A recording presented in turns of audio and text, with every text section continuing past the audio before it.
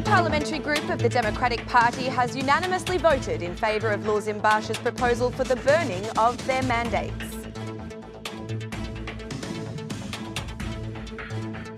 The former head of the Central Election Commission explained the mechanisms and what the law foresees in regards to the burning of opposition mandates, while appealing to the majority to find a solution. For the 16 arrested following the opposition's protest, the prosecution will seek the security of imprisonment, while materials arriving at Tirana's court will be verified for the appropriateness of action taken by public officials. Good evening. It's 6 o'clock on Monday, the 18th of February 2019. Welcome to the English edition of Aura News. My name is Alexandra and I'm here to bring you the day's top stories from across the country translated into English. Following a protest organised by the opposition at the weekend, which turned violent and saw criminal damage towards the Prime Ministry building, the opposition leader issued a demand yesterday for his MPs to renounce their mandates. As a result, the Democratic Party's parliamentary group held a meeting today, which lasted for nearly 3 hours. In explaining his demand, DP Chair Lulz Mbasha stated that members of the opposition owed it to the citizens of Albania as, according to him, the country is in a state of national emergency. It has been learned that so far none of the MPs have expressed opposition to the termination of their mandates. Even the former Prime Minister, Sali Berisha, a main protagonist in Saturday's protest, has expressed himself as being in favour of the burning of mandates, as well as any other action that the opposition deems necessary to achieve the removal of Edi Rama. Berisha added that the removal will only be considered valid if the free vote is returned to the hands of the Albanians, adding that if we do not reach a free vote for the Albanians, the country will remain a facade.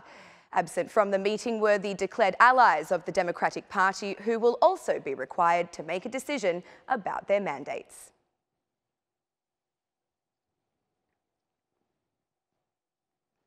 The former head of the Central Election Commission, Kristaj Kume, has provided his insight into the potential outcomes which could arise should the Democratic Party burn their mandates.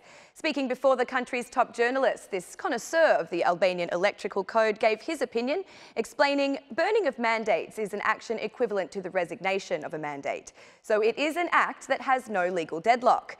If it is actually realised, it means that vacancies will be created in the Albanian Assembly. As such, the Central Election Commission would then be tasked with filling those vacancies. However, it should be noted that the Electoral Code offers no provisions as to how this process should be undertaken. Asked whether the mandate of an opposition party could be delegated to another party, Kume replied, "It may be that we see the entry of other parties who have previously been in the electoral ballot in the parliament, but there is no direct answer to your question that can be taken expressly from the Electoral Code. For the purpose of analogy, let's look at what occurs when an independent MP is in question. Upon learning of the intention by the independent to leave his post, the Central Election Commission should be offering the mandate to the subject next in line from an electoral position. Should a similar approach be applied in these circumstances, it may be seen that this opens the possibility that a member of an alternate political party will be offered the mandate." Kume urged the majority to reflect on the situation and to seek out appropriate solutions.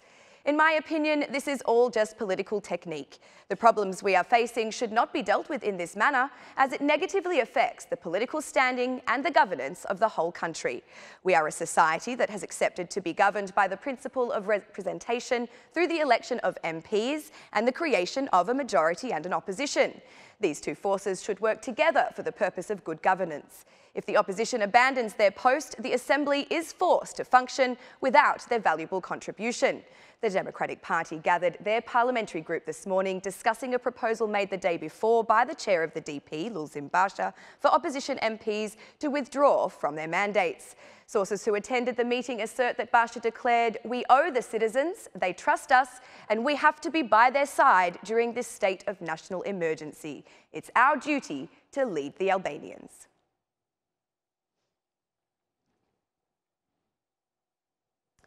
Former Prime Minister Sali Berisha was interviewed by the prestigious Italian daily newspaper Il Messaggero, making strong accusations against the Rama government to the Italian journalist, even comparing him to the Maduro dictatorship of Venezuela. When asked about the reasons for the weekend's protest, Berisha replied, "First of all, this is a protest against the narcotics gangs operating in Albania, which do not follow legal rule. Albania is a place where traffickers decide on everything and for everyone. But the main reason for the protest is the massive violation of the electoral rules, as attested to by the international community, such as the OSCE report, which states that 20% of votes cast are likely to have been purchased politically." Questioned as to what he demands from Edi Rama, Berisha replied, "I ask him to remove himself and to allow for the creation of a temporary government with a mandate for the preparation of free elections in order to guarantee social peace in Albania. 2 years ago, on May 19th, we signed an agreement in order to be present in the elections, but Rama did not respect it. With Rama in government, there can be no free elections. The battle is difficult, but these protests serve as a good lesson. I hope Rama understands, otherwise there will be hard days ahead. The international community has condemned violence, but the real violence committed is that against the citizens' right to vote. Protests will continue until our demands are met. There is no return. There are no more students protesting, but now you are faced with the citizens and the situation is critical. The current government is just an illusion. Edi Rama is the man who protested openly against Tirana's admission to NATO. He blocked Albania's EU candidacy for 2 years because he did not vote on 3 laws that later impacted the European Commission's consensus. This government does not respect any European rule because they are too closely linked to drug traffickers. Former Prime Minister Sali Berisha concluded that the opposition's program is one of European integration and a democracy with a functioning market economy. According to him, the Democratic Party are determined to do everything they can to respect the rule of law and to combat criminality in Albania.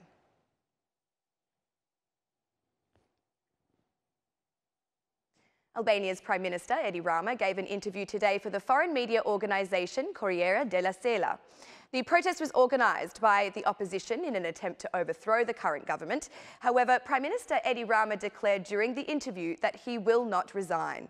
When asked about the details of the events which took place on February 16, Rama stated that it was an act which proves the opposition is in a deep crisis, facing the political impossibility of challenging the current government.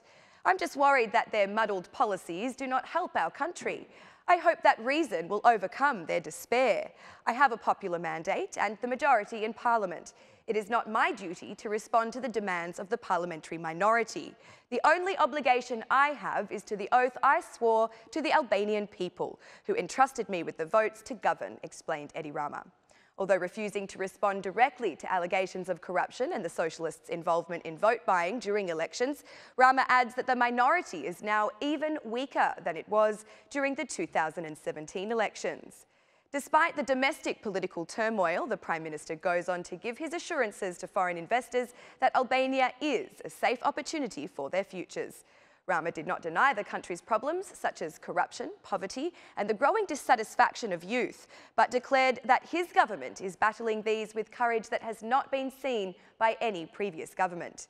Justice reform is a prime example of a goal of this government, like none before, that is being fought, especially in regards to that of the public administration, Rama points out during the interview, though he added that the battle is difficult and the results will not be immediate. The consequences of the protest included the destruction of a mushroom statue outside the Prime Ministry, a piece of artwork which was added by Rama during his mandate.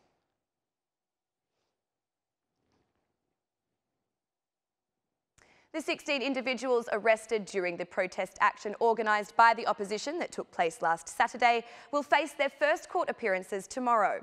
The prosecution is seeking the security measure of imprisonment for all the defendants, each of whom face charges relating to destruction of public property, arson attacks and using violence against officers of the law. The arrests were made using the basis of video footage obtained by the police, as well as from footage captured by security surveillance of the Prime Ministry, with alleged illegal activity of protesters having been recorded. Their identification was made in record time by the capital's police force, as well as crime experts from across the districts. However, the prosecution will also verify the actions of the Guard of the Republic and the state police to ensure that all measures taken by public officials were in line with the expected competencies of person tasked with such responsibilities.